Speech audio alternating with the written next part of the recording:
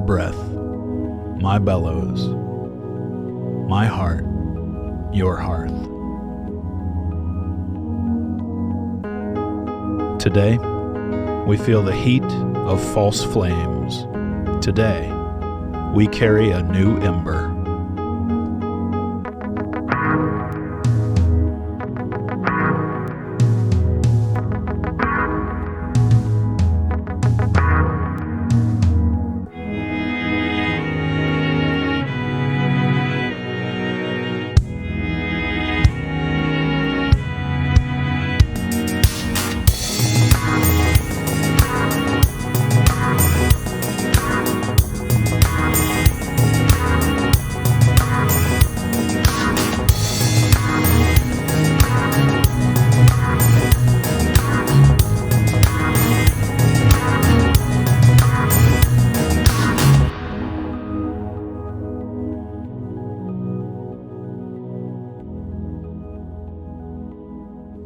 Welcome to Embers, a Whisper and Flame podcast. My name is Michael, and I am the voice that will guide you and journey with you these next 30 days. When your flame has burned down to embers, and all you can do is but whisper, you are welcome here. This podcast is my journal. These are the midnight thoughts I have when I can't sleep, and it's me doing embers for you to see. Owning my story in the hopes that you will own yours as well. If you haven't yet, pick up a copy of Embers, 30 Days for Holding What Remains. Visit our website, whisperandflame.store. We have an Etsy shop. We're on Amazon. I used to be a staff pastor at an inner-city homeless shelter. I was a hospice chaplain working with patients actively dying and working with their families in their grief. I planted a church that welcomed deconstructing Christians before deconstruction was ever a term. To begin today, I'd like to read from Isaiah 58. Shout it aloud, do not hold back. Raise your voice like a trumpet. Declare to my people their rebellion, and to the descendants of Jacob their sins. For day after day they seek me out. They seem eager to know my ways, as if they were a nation that does what is right and has not forsaken the commands of its God. They ask me for just decisions and seem eager for God to come near them. Why have we fasted, they say, and you have not seen it? Why have we humbled ourselves and you have not noticed? Yet on the day of your fasting you do as you please and exploit all your workers.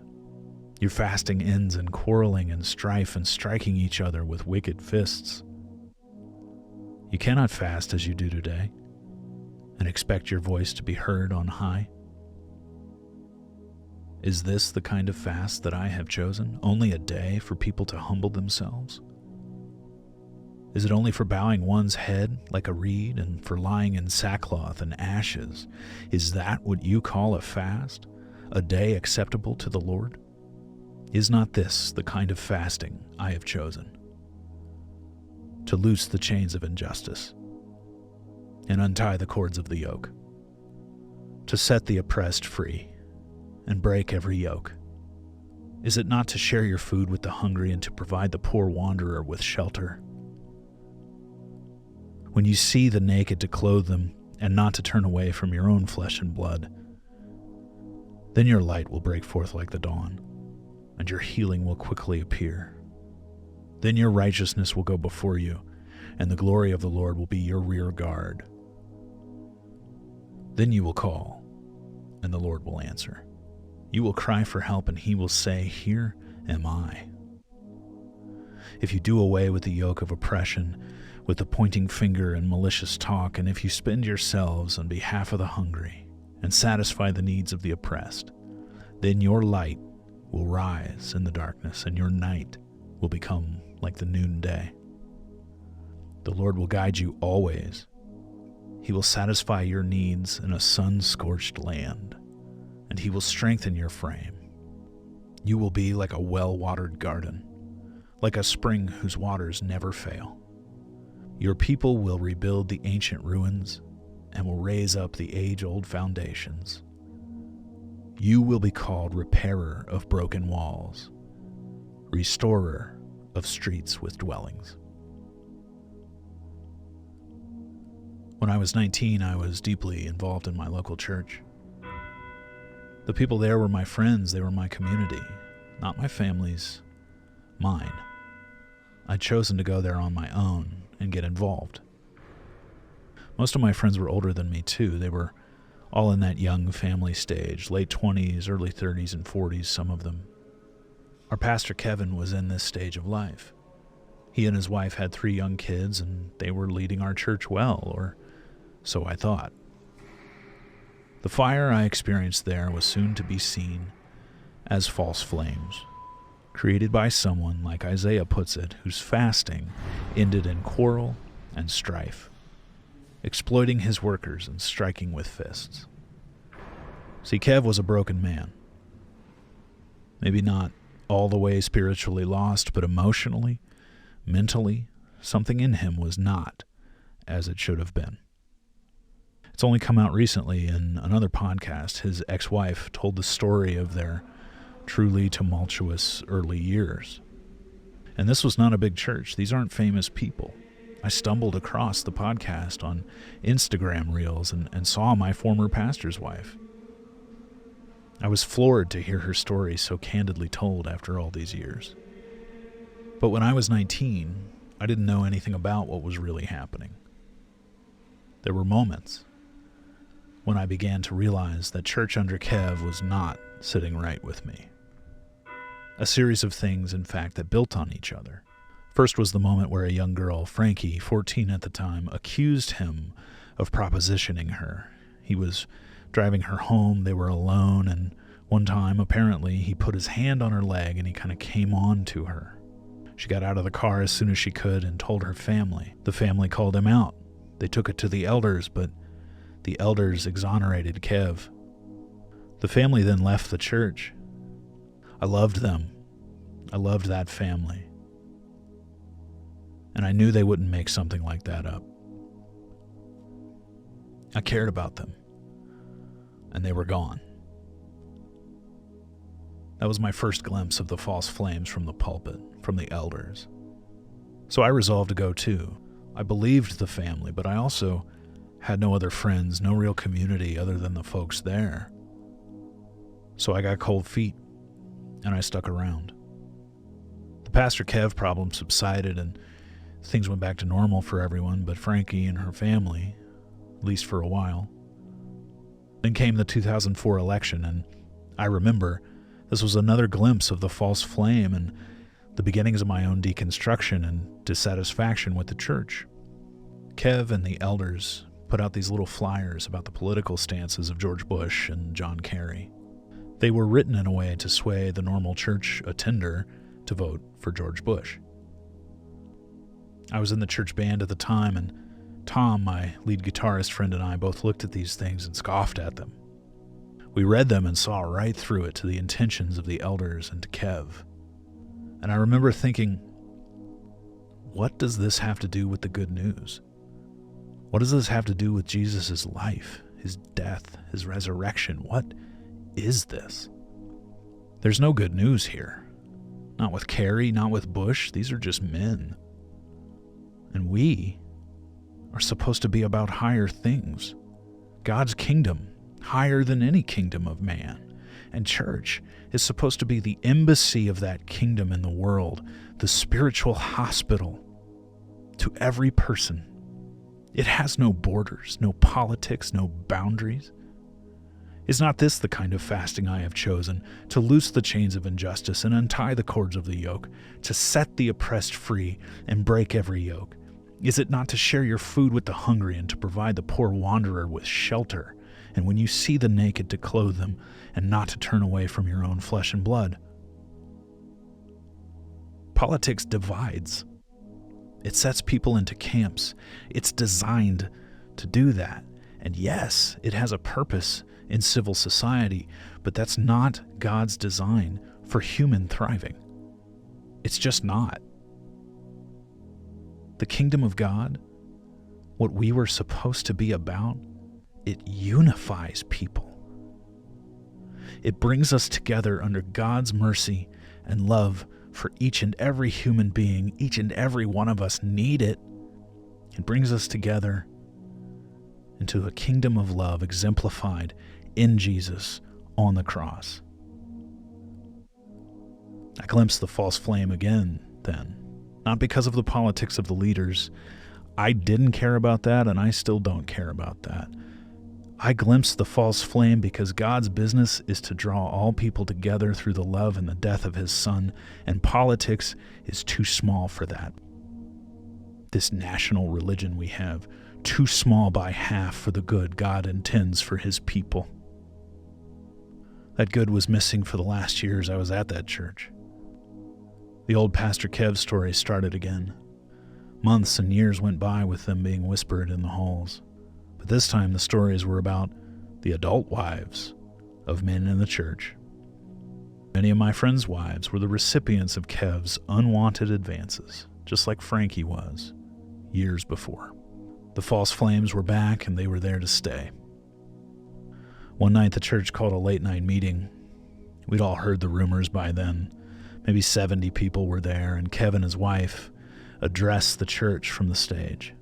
His speech was long and winding and tear-filled. His wife's was short and dry-eyed and to the point. They were leaving the church. They were getting divorced. She was done with him. He never admitted to doing anything wrong, not once.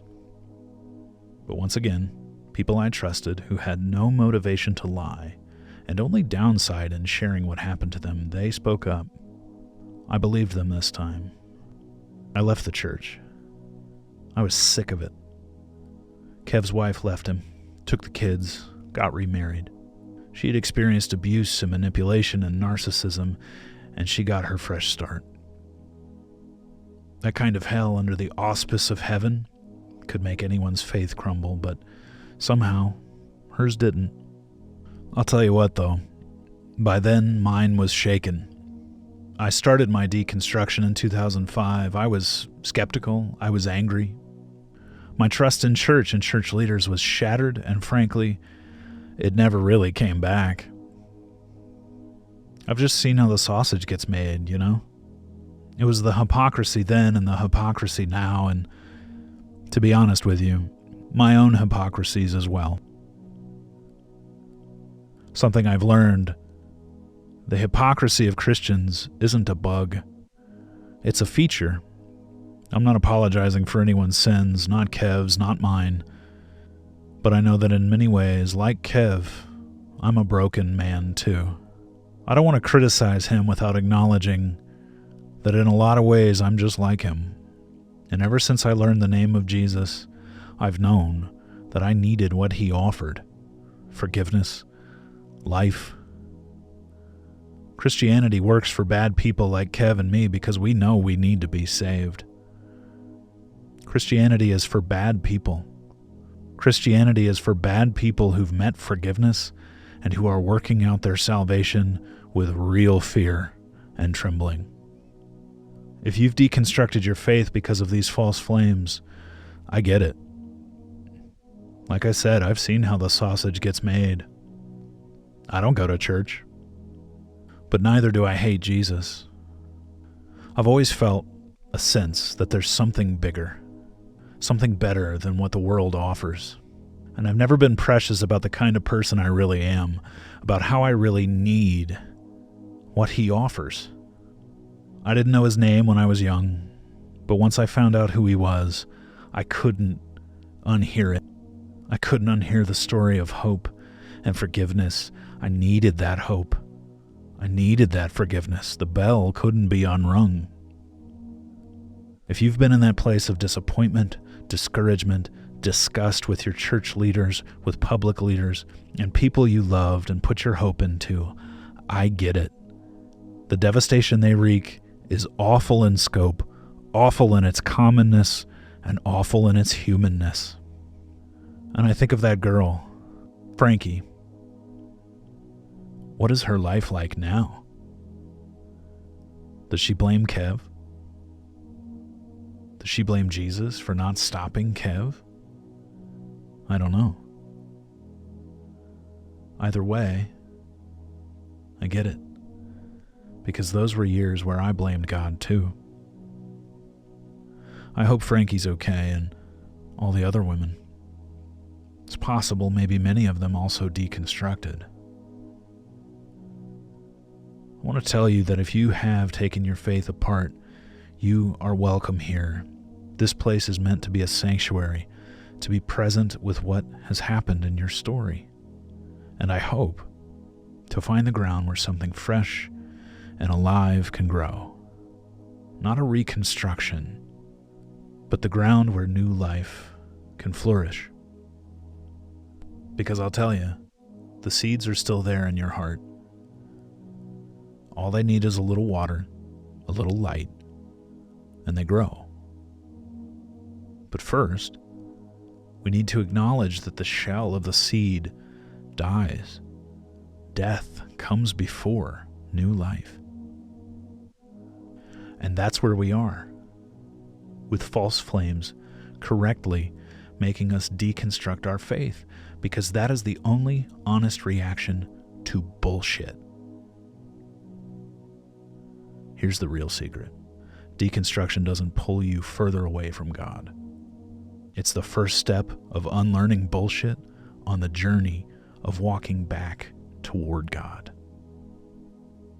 And finding, as you walk that path, not some false flames on the horizon, but the dawn, the real fire of His love for you. A love that'll never quit, that will always rise into the sky each morning. Join me in our breath prayer today. Inhale. I am not who they named me. And exhale. I am who you named me. And again. Inhale. I am not who they named me. And exhale. I am who you named me. Thank you for joining me today for Ember 4, False Flames. Pick up a copy of Ember's 30 Days for Holding What Remains, our guided devotional journal. Allow me to bless you as we depart for now. The Lord bless you and keep you. The Lord make His face shine on you and be gracious to you. The Lord lift His countenance upon you and bring you peace. Join me tomorrow for Day 5 of Ember's Smoke in My Lungs. Before you go, remember, even the grave is not godless, but a child's lost and found. You, yes, you are beloved, every scar, holy ground.